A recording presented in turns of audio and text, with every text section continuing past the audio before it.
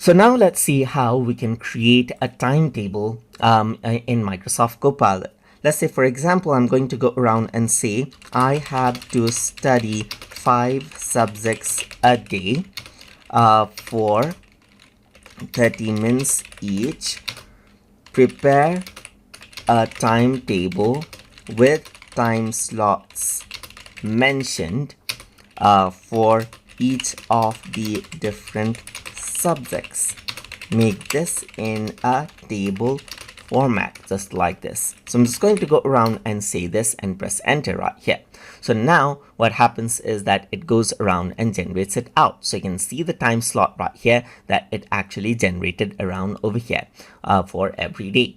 You can also now go around and then, let's say, for example, let it create a format that you can actually import into calendars. That is in CSV format. So now let's say I'm going to go around and say, now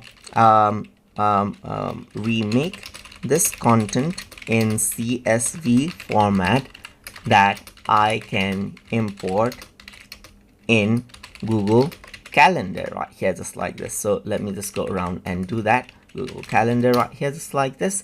And if I were to go around and do that now, then what happens is that it simply goes around and then it makes it out as a CSV format now, as you can see right here, like subject, start time and end time that I can import out. Of course, I can go, I have to go around and tweak around according to the Google Calendar option right here, but you can see that it makes it much more easier right here by utilizing the subject first, the start time and end time right here, just like this.